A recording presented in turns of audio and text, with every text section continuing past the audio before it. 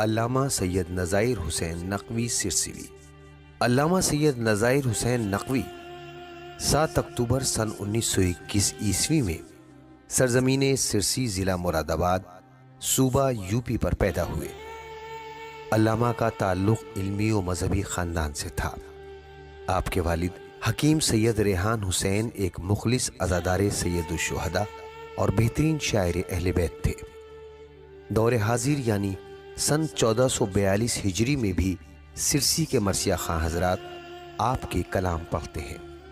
آپ نے عربی و فارسی کی ابتدائی تعلیم سرسی میں اپنے والد سے حاصل کی، پھر ان کی خواہش کے مطابق میرٹھ کا رخ کیا اور مدرسہ منصبیہ میں داخل ہو کر مشغول تعلیم ہو گئے۔ مولانا نے مدرسہ منصبیہ سے عالم کی سند حاصل کی، پھر لکھنؤ کا رخ کیا اور مدرسہ سلطان المدارس میں داخل ہونے کے بعد اس دور کے جید اساتذہ سے کسب فیض کیا۔ علامہ نے مدرسہ سلطان المدارس سے صدر الافاضل کی سند اور الہ آباد بورڈ سے فاضل طب اور فاضل دینیات کی سند دریافت کی۔ علامہ کی قوت حافظہ، قرأت اور لحن قابل داد تھی۔ جہاں آپ کو علم فلسفہ، منطق، فقہ و اصول میں مہارت حاصل تھی، وہیں انگریزی اور ہندی زبان پر بھی عبور حاصل تھا۔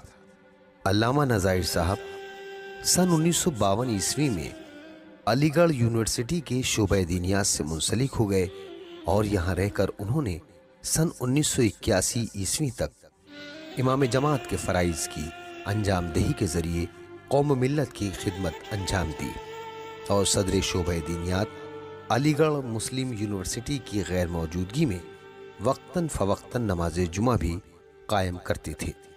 آپ کی خدمات کو مومنین علی گڑھ آج تک یاد کرتے ہیں۔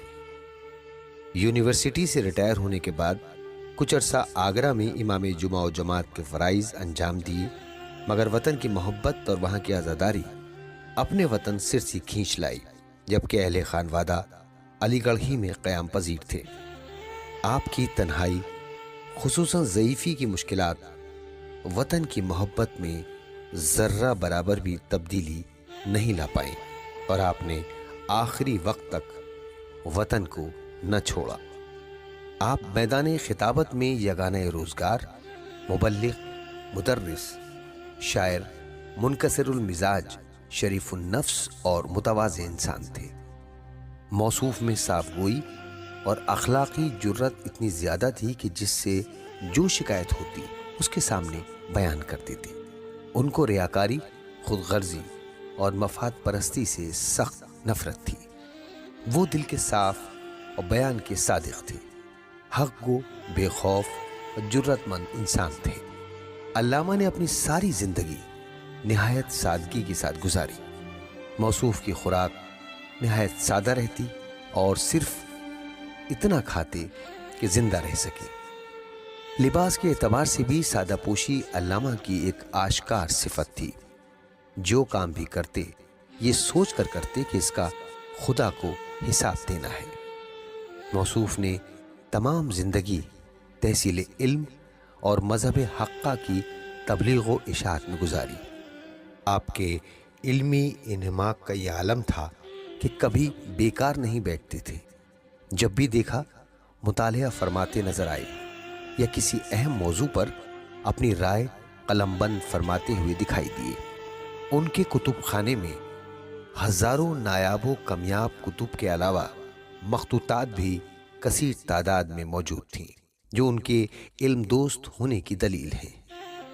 علامہ بہترین شاعر بھی تھے اور پوری زندگی اہل بیت اطہار علیہ السلام کی شان میں قصائد سلام اور قطعات کہے، جو ابھی بھی ان کے بچوں کے پاس غیر مطبوعہ صورت میں محفوظ ہیں۔ مولانا مرحوم شریعت میں بے بنیاد رسموں کے سخت خلاف تھے۔ بیہودہ رسموں کو عقیدت، طہارت اور عظمت کے نام سے جانا جاتا تھا۔ اپنی منمانی کو شرعی احکام پر ترجیح دی جاتی تھی۔ نظر معصومین کے موقع پر دستور تھا کہ گھر کے سارے برتن مسجد کے نل اور حوض میں پاک ہوتے، ایام ازاں میں تلی ہوئی چیزیں نہیں پکتی تھیں، وغیرہ وغیرہ۔ مولانا فرمایا کرتے تھے، کیا پورے سال نجس کھانا کھایا؟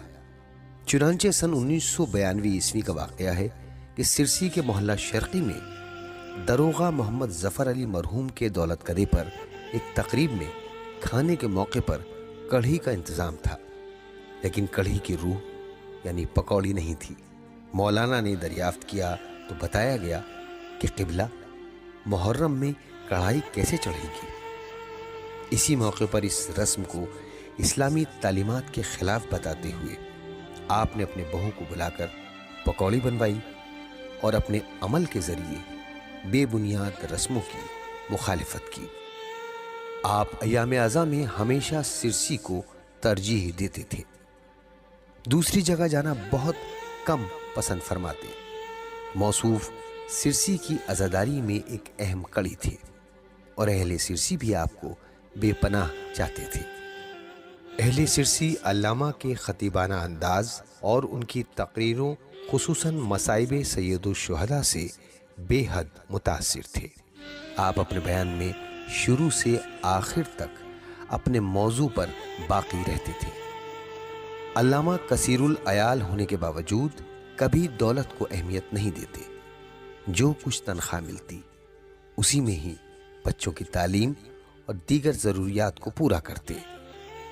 محدود آمدنی اور اخراجات کی زیادتی کے سبب وہ اور ان کے بچے سختی میں گزارتے۔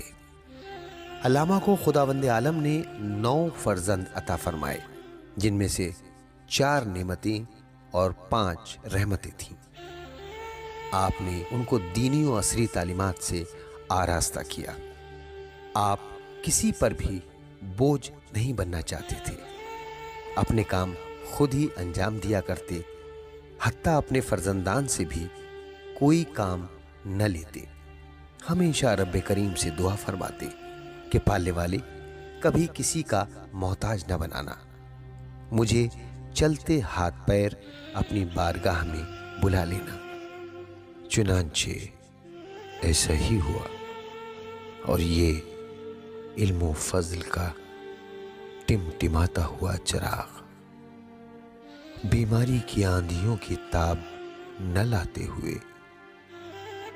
18 دسمبر سن 1994 میں بروز چہارشنبہ بوقت سحر گل ہو گیا اور اپنے حقیقی مالک سے جا ملا۔